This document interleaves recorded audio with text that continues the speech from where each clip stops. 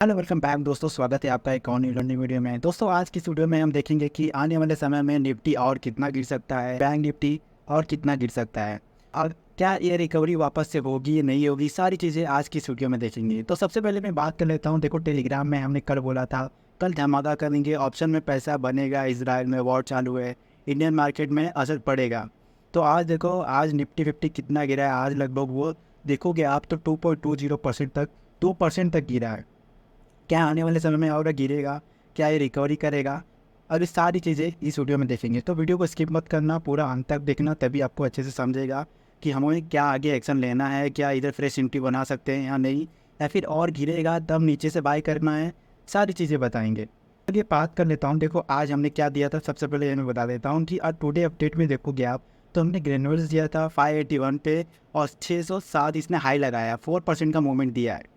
और stock option में Divij lab दिया था 5500 का, सी कॉल दिया था 155 से 165 हाई लगा है। इंडेक्स ऑप्शन आज देखोगे तो सारा आपको पीई मिलेगा। निफ्टी का देखो 25,400 का पीई, 101 से 160, 130 से 145, 90 से 177, 161 से 273। आज देखोगे तो पीई में धमाका हुआ है। तो इसीलिए आपको अप टू डेट रहना है।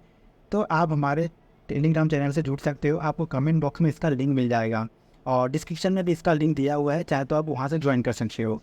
तो चलिए बात कर लेते हैं निफ्टी।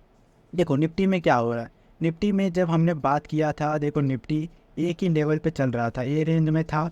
ये रेंज में आने के बाद, ये ब्रेक करने के बाद यहाँ पे इसने ब्रेक किया था, तब इसका जो हाई लगा 26,270 का लगा।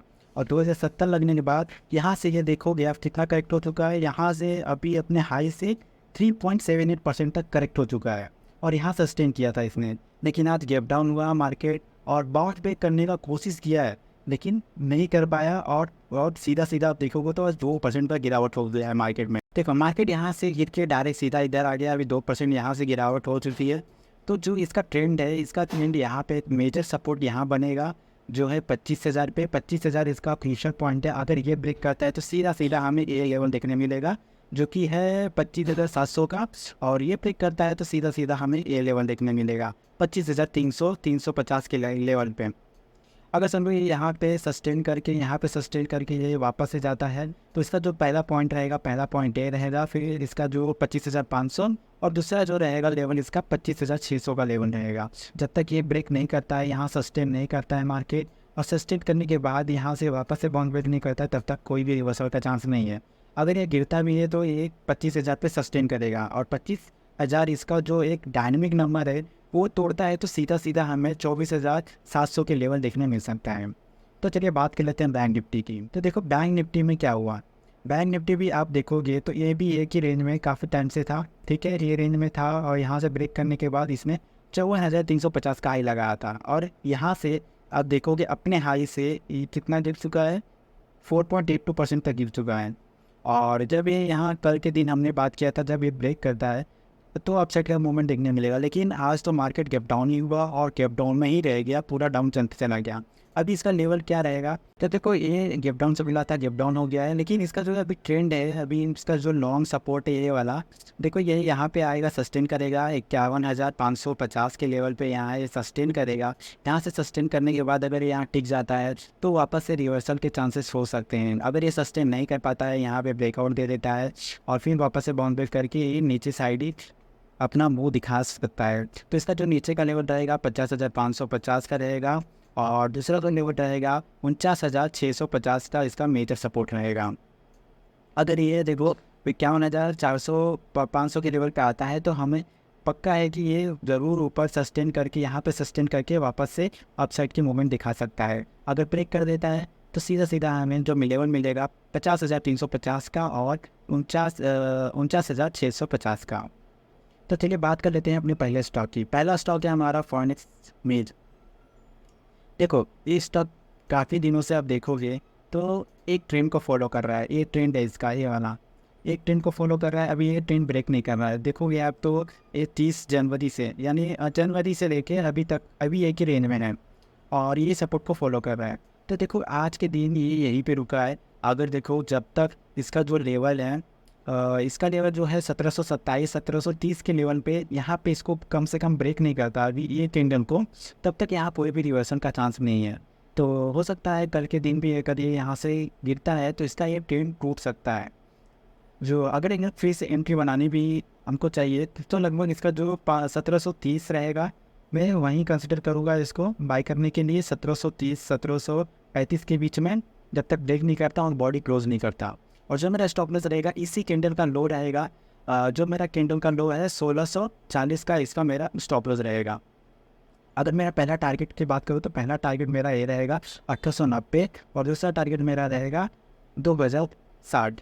अगर यहाँ से ये ब्रेक करता है, ये चैनल को ब्रेक करता है, तो मैं धीरे धीरे अपने ट्रेड को ट्रेल करूँगा। बात कर लेते हैं दूसरे स्टॉक की। दूसरा स्टॉक है हमारा हिंदुस्तान जिंक। देखो हिंदुस्तान जिंक में क्या हो रहा है। हिंदुस्तान जिंक देखोगे आप अपने ऑल टाइम हाई से लगभग ये 41-40% तक करेक्ट हो चुका है और अभी ये 35% पे रुका हुआ है और यही सस्टेन कर रहा है। तो देखो इसमें फ्रेश एंट्री कब लेनी चाहिए। देखो ये गिरावट होने के बाद यहाँ जब एक बॉक्स पे रेंज में एक ही रेंज में है तो यहाँ बायर और सेलर दोनों एक्टिव हैं। अभी सबसे ज़्यादा कौन एक्टिव है अभी हमें नहीं मालूम पड़ रहा है। जब तक एक लेवल को ब्रेक नहीं करता और बॉडी क्लोज नहीं करती एक ऊपर, और बॉडी क्लोज करती है तब हम वहाँ थोड़ा अपना कैपिटल इधर आप थोड़ा कंसिडर कर सकते हैं बाई करने के लिए। जो मेरा पहला लेवल रहेगा अगर यहाँ बॉडी क्लोज करती है तो 545 के लेवल पे, और अगर वापस से मेरे को 535 के रेंज में मिलता है, 545 से 535 के रेंज में अगर मुझे मिलता है तो मैं इसे धीरे धीरे बाई करते रहूँगा। और जो मेरा स्टॉप लॉस रहेगा ये बॉक्स का आधा लेके चलूँगा मैं अपना स्टॉप लॉस 511 का। और जो मेरा टारगेट रहेगा, पहला टारगेट मेरा ये रहेगा 640 का, और दूसरा टारगेट मेरा रहेगा 700 का, और तीसरा टारगेट रहेगा मेरा ऑल टाइम हाई जो कि है 770 का। यहाँ आने के बाद अगर मुझे मिलता है तो मैं धीरे धीरे स्टॉक को ट्रेड करूँगा ऊपर की तरफ। तो चलिए बात कर लेते हैं तीसरे स्टॉक की, हमारा करियर पॉइंट। देखो करियर पॉइंट में क्या हो रहा है। करियर पॉइंट देखोगे आप तो जुलाई से ये एक ही रेंज में है और ये रेंज को ब्रेक नहीं कर रहा है, इसी सपोर्ट पे है, इसी इसका जो भी है रेजिस्टेंस है और ये इसका सपोर्ट इसी एक रेंज में कब से कंसोलिडेट कर रहा है। जब तक ये रेंज के बाहर नहीं आता, बॉडी क्लोज नहीं करती, तब तक इसमें कोई फ्रेश एंट्री नहीं बनानी है।